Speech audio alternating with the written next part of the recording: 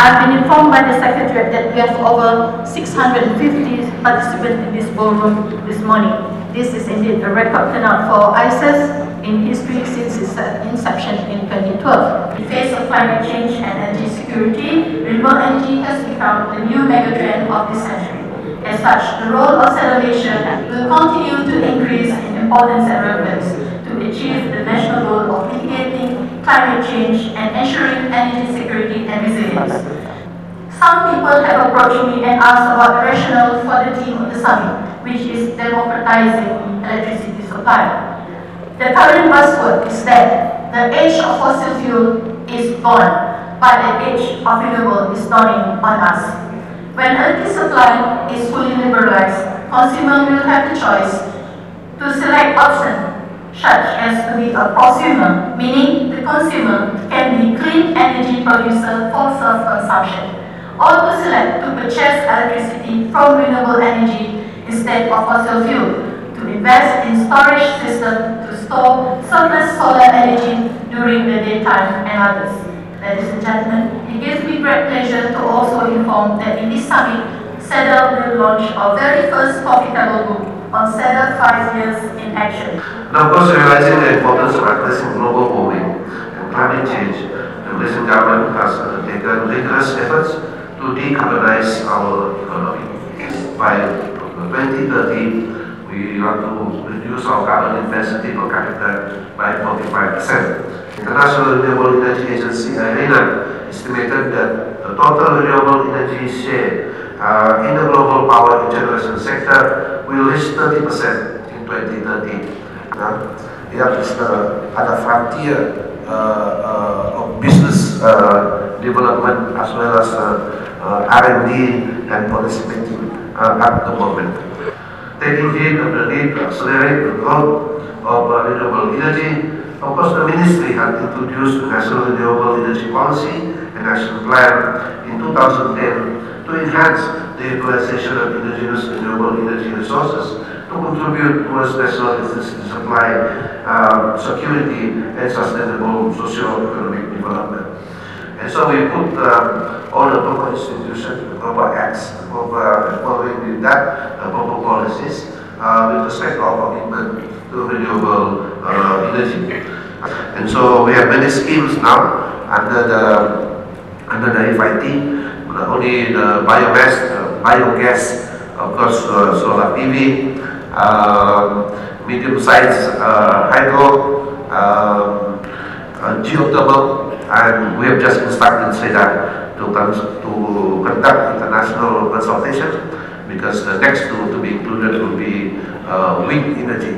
The community part is where members of the community can participate directly, both as associations, such as putting solar PV panels on mosques, on masjid, okay, on temples, on churches, on schools. Okay, net metering this year will be 100 megawatt. Okay, the details are still being worked out in NSD and TNB and SEDA. The government has approved on what we call large-scale utility scale, which 200 megawatt for every year for the next 5 years. We believe that we have laid out the right policies and the right institutions to deal with it. We are putting in more and more transparency into the whole process, and so that deserving people and people who really are serious in investing to participate. Malaysia wants to do it right, and we want to contribute to decarbonizing the economy of the world and Malaysia's own economy. That the renewable energy sector is posing a tremendous challenge on conventional power generation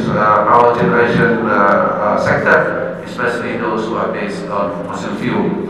The government has identified Langkawi, for instance, as a low carbon island, low carbon community. This means energy use to be renewable, sewage facilities to be where possible using green technology.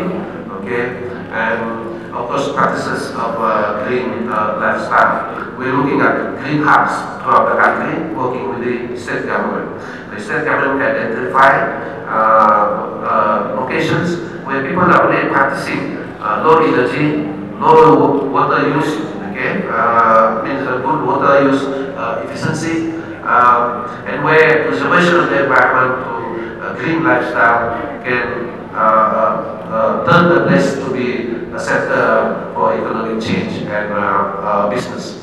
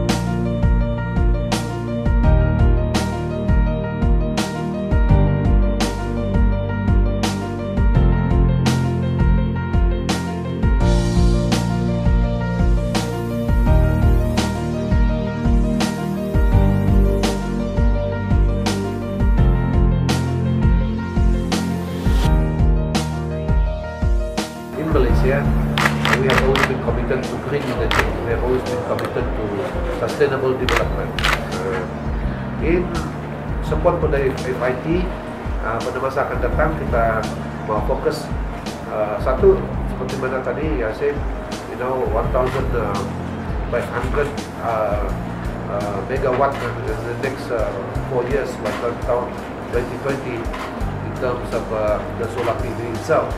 So kita punya proportion for renewable in the energy mix can easily achieve kita katakan 23% by 2030. Okay, 2030. At the moment we're getting about 5%, but we can make it 10% by 2020. That means 10% of the total generation capacity.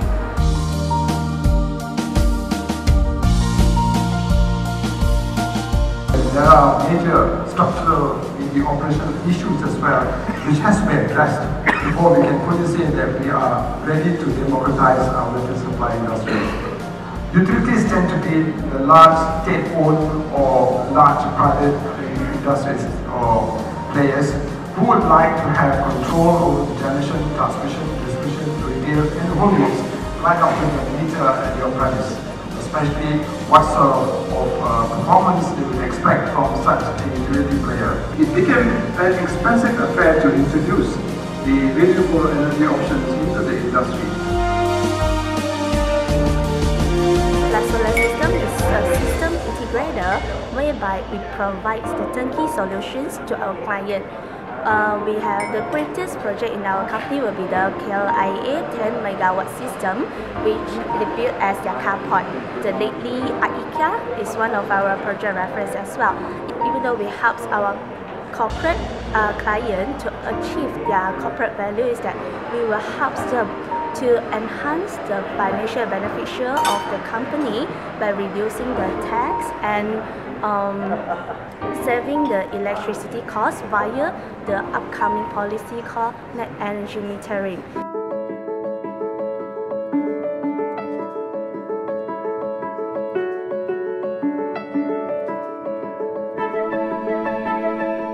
Firstly, renewable energy is no longer regarded as a small dot in the generation mix.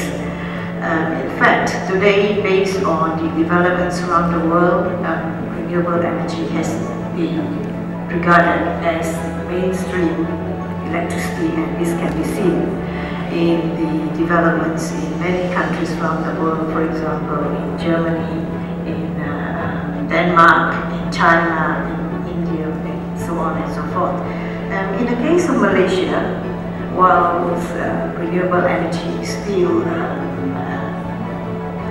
having a small contribution to the generation mix, rest assured, the government had put in place a few policy instruments that would certainly see the rapid uptake of renewable energy in the generation mix of the country. Renewable energy is estimated to constitute between 20 to 50% of the generation mix by 2040 and up to 80% of the energy mix by the year 2050. Today, renewable energy, as well as its role in the decentralized energy system, has gradually been accepted by the utilities, and utilities are beginning to embark more on the adoption of green energy as part of the generation portfolio. Is that we are going to formulate the new National Sustainable Energy Roadmap 2050. I hope SEDA will work together with the Economic Planning Unit and the Ministry to formulate your roadmap. Without RE, I doubt very much we can have 100% coverage of electricity in the country. It's quite costly to bring the transmission of the centralized system to rural areas. Is very costly.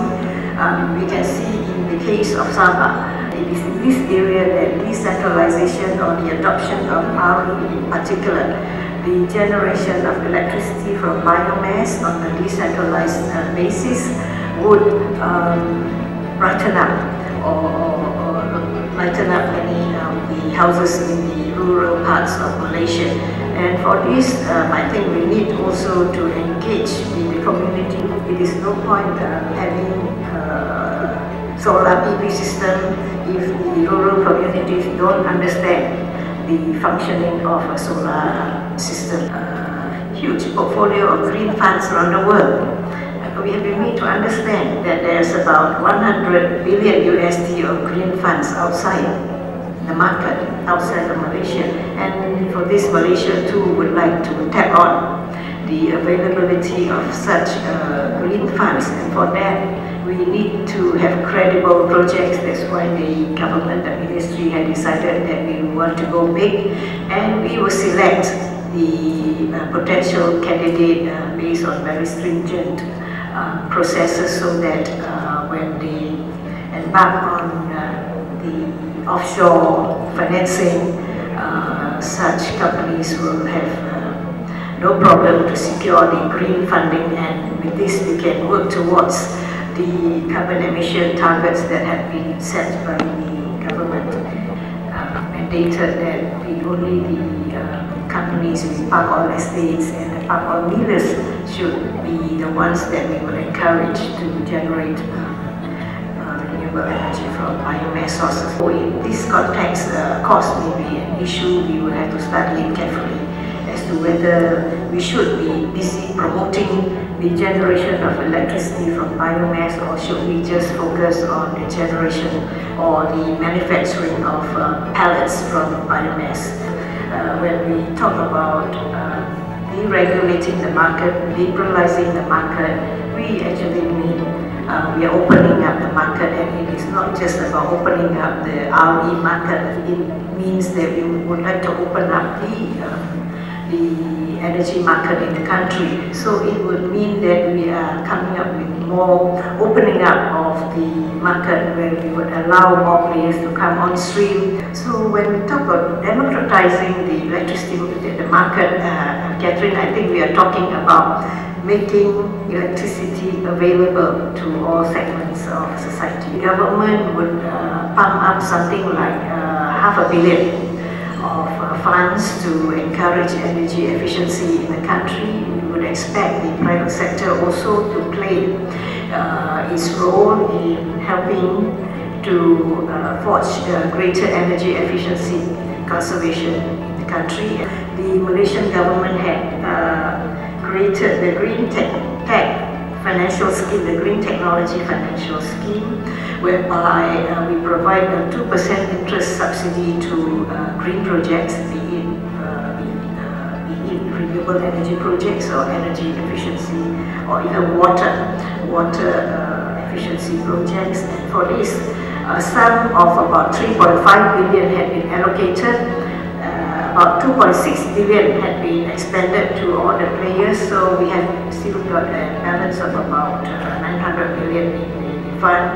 I hope that all of you have benefited from the experience and the exchange of knowledge that have been given by all the speakers and the experts. And once again, on behalf of SEDA and the Ministry of Energy, Green Technology and Water, I'd like to thank all of you for your active participation and your presence over the 2 days.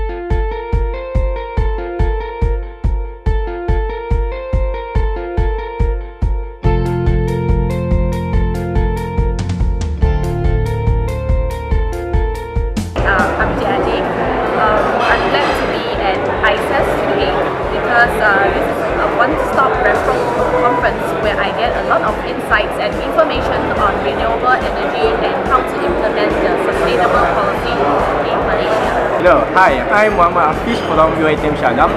Okay, what I get from this conference, firstly, awareness about sustainable energy, and then how we can move forward for future energy like biogas, solar, and then wind energy.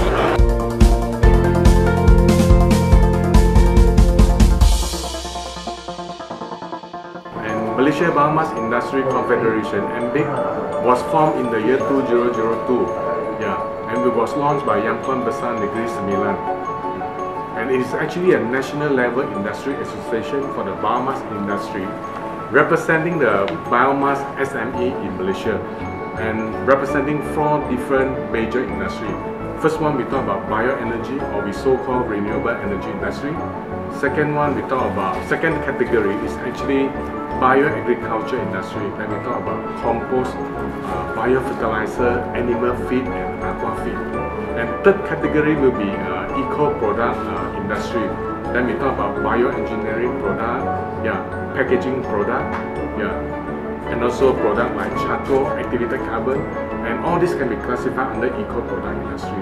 And last category is a green chemical industry, which is also an industry highly promoted by Malaysia government. And basically we are talking about extracting green chemical from oil palm biomass or other Malaysia biomass industry, I want to compliment the biomass entrepreneur. We are dealing with feedstock management as well as technology innovation. Yeah, because we are talking about turning biomass into energy, a so-called waste product. Yeah, with very low value in terms of ringgit and cent. We can actually create a lot of green millionaires made from the biomass business. Yeah. Our government has actually created a very vibrant industry by creating a lot of business-friendly incentive, yeah, to nurture and develop Malaysia green entrepreneurs. Yeah, they are interested to have a technology transfer program working with Malaysia SME, yeah, and to bring our product overseas and globally. Because when we talk about biomass product, we actually can fetch very good price when we export our biomass product to overseas. Malaysia as a role model, as a biomass hub, we also can actually export our technology either on our own or working together with foreign players to export our technology, our know-how, yeah, our services to ASEAN countries. We also hope to work with a leading industry R&D association in Malaysia like SIRI, yeah, and also mostly to commercialize our R&D. We have hundreds of entrepreneurs behind MBIC, green entrepreneurs from the 4 major sectors: bioenergy, bioagriculture, eco-product, and green chemical. Our company actually is the engineering company and mainly focus onto the biomass power plants. Currently, we have projects situated in Vietnam, Cambodia, Philippines, and Indonesia. And recently, we just started these constructions of our plant in Malaysia as well. And the plant, which is actually a 3 megawatt power plant, will be ready by August this year. What we want is to unlock all these waste and convert it into more values. For instance, like power, green energies, and secondly is biofertilizers. And also you can also do it like we have one company called Cayman Technologies, Sunjam Berhad, where we can actually convert the biomass into aggregates for lightweight construction materials. For the biomass power plant, our target is to aim onto the rural area, which is actually suburbs whereby they do not have any electricities at all. We want to implement the green energy whereby it's sustainable, at the same time it's clean. So what we intend for is that the advanced technologies is the key to success of the renewable energy and clean technologies. MTS Fibromed is the pioneer in Malaysia for producing biomass product for erosion control. We are a provider for bioengineering solution where we use this biosulfate of paddy straw into a one-stop center where we produce products for erosion control, stabilization, reinforcement, and greening. Not only we are the pioneer in Asia, but we are also the largest producer of erosion control blanket in Asia. There's 3 main substrates that we use from biomass or agricultural waste. There is paddy straw, palm fiber, and coconut fiber. And our product has been exported to more than 15 countries regionally. We hope that the consultants, the government agencies will support us as an SME, give more emphasis to local made product and support the local industries. We are making use of the biomass, especially rice husk, to produce non-hazardous amorphous silica ash, so that our concrete will be low carbon and is much more better because it's water resistant and is able to be crackless.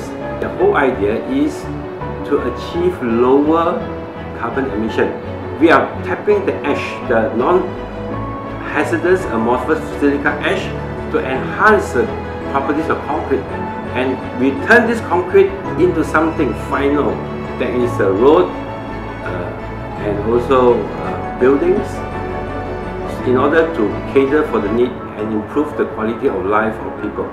I'm the Secretary General of the Malaysian Biomass Industries Confederation, or MBIC.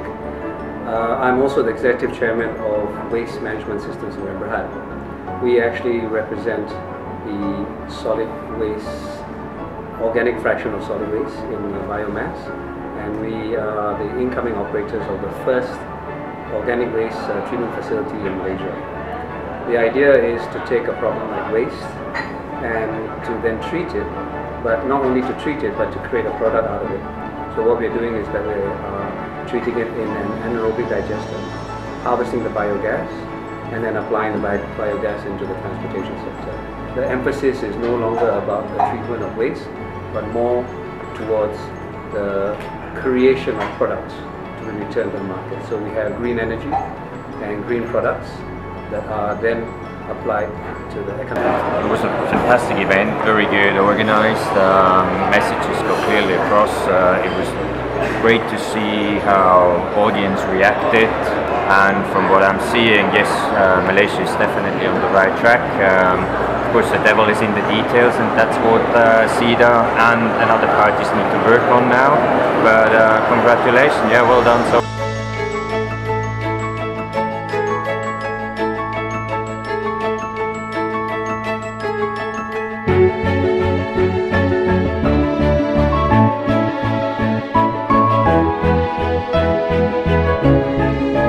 I would like to thank Yang Bahagia Datuk Tuki, the Secretary General of the Ministry of Energy, Green Technology and Water, UKETA, for kindly wrapping up the highlights of these 2 days summit. Rest assured, we will definitely keep what she has reiterated today in mind, and we will follow through with definitely, especially on the new Sustainable Energy Roadmap 2050, with the support of the Ministry as well as the relevant stakeholders such as the Economic Planning Unit and Energy Commission and the other relevant ministries. I would like to express my final appreciation to all the key stakeholders who have made this summit a great success. I thank also the distinguished speakers from renowned organizations such as ISES, ARENA, UNDP, USAID, UNEDO, UNESCO, IEA PPPS, the Ministry of Energy Thailand, GIZ, NREL, ADB, academic universities from Spain, Germany, and Thailand, and many others whom I could not mention here today. I look forward to see you at the 4th ISES, which will be in another 2 years' time from now, that is in 2018.